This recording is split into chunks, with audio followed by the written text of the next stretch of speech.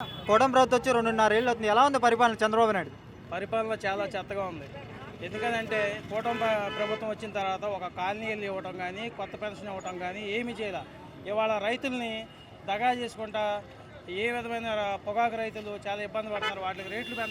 వాళ్ళకి రేట్లు పెంచుకోకుండా తొక్కుపట్టి కొన్ని కంపెనీలకే పర్మిషన్లు ఇవ్వటం, ఎవరు అడిగేవాళ్ళు లేరని వీళ్ళు ఇష్టారాజ్యం చేస్తున్నారు. ఇవాళ జగన్మోహన్ రెడ్డి గారికి వచ్చి ఇవాళ మీటింగ్ వెళ్ళగానే నిన్న కేజీకి 10 రూపాయలు పెంచారు. అదేదో ముందే చేసి కంపెనీ వాళ్ళతో మాట్లాడి రైతులు న్యాయం చేస్తే వాళ్ళ రైతులందరూ రోడ్డు ఎక్కే పరిస్థితి లేదు. అలాగే ఇంకొక విషయం ఏంటంటే రైతులకి ఏ విధమైన సబ్సిడీలు ఇవ్వటం కానీ, మద్దతు ధర లేకపోవడం, మొక్కజొన్న గవర్నమెంట్ కొనాలి, కమర్షియల్ మొక్కజొన్న అది కొనకపోవడం, మనకి మార్కెట్ యార్డ్లో రేట్లు పెట్టి కొనాల్సి వచ్చేది. అది ఏ రోజు ఇప్పుడు వరకు ఏది జరగలేదు. ప్రతి విషయంలో కూడా రైతులను తొక్కుపట్టే చేస్తున్నారు. ఏంటంటే అడిగేవాడు ఎవడో లేరు. దీనికి తోడు మాకు వెనకమాల ఆయన ఉన్నారు, ఈయన ఉన్నారు అనుకుంటా ఎవరన్నా ఎక్కువ మాట్లాడితే కేసులు పెట్టడం, జైల్లో వేపించడం, ఎవరో నాయకులు రోడ్డు ఎక్కితే వీళ్ళు అక్కడ ఇది ఉన్నాయా అని చెప్పి వాళ్ళని జైల్లో పెట్టాకే చూస్తున్నారు తప్ప పరిపాలన మటుకు ఏది సవ్యంగా చేయట్లేదు. ఇది ఇకనైనా కళ్ళు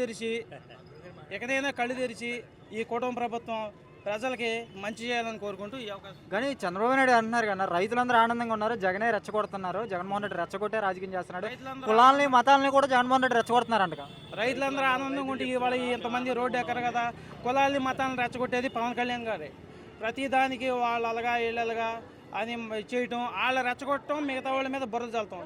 ఏ రోజు కూడా చంద్రబాబు నాయుడు గారు బురద చల్లితే ప్రతి ఓడు తుడుచుకుంటమే సరిపోతుంది. ఆయన మీద బురద ఎవరు చల్లట్లేదు. దానికి తోడు మీడియా, ఆయన కుల మీడియాని ప్రతి ఒక్కళ్ళు ఎవరన్నా ఇదిగా ఉంటే వాళ్ళ మీద బుర్ర చల్లటం, వాళ్ళని అన్ని అవినీతి పరులు అంటాం, అలాంటివి అంటాం బాగా అలవాటు అయిపోయింది. వాళ్ళకి సరి అయిన బుద్ధి చెప్పే నాయకులు ఎవరో లేక వీళ్ళు ఇష్టారాజ్యం చేస్తున్నారు. జగన్మోహన్ రెడ్డి రానే ఉంటున్నాడు, పవన్ కళ్యాణ్ తొక్కిపెట్టిన ఆర్దత వైసీపీ కార్యకర్తలు అంటున్నారు. అలాగే కలగంటూ ఉంటాడు, ఆ కళల్లోనే ఉండమంటారు. నెక్స్ట్ ఏంటనేది జనాలు చూపిస్తారు. వాళ్ళు ఎవరి ఇష్టం లేదు, జనం అందరూ తిరగబడితే అప్పుడు తెలుస్తుంది ఎవరేంటనేది. ఆయన ఏముంది ఏసీ రూమ్లో కూర్చుంటాడు. ఆయన వ్యవసాయం తెలుసా? ఆయనకి ఏమన్నది ఎప్పుడన్నా వ్యవసాయం చేశాడా? ఏమీ తెలియదు ఆయనకి. తెలియని మాటలు మాట్లాడతారు. పవన్ కళ్యాణ్ గారు మీరు కూడా జనాల్లోకి వచ్చి రైతుల బాధలు చూస్తే మీకు తెలుస్తుంది. అప్పుడు మాట్లాడండి ఏదైనా సరే.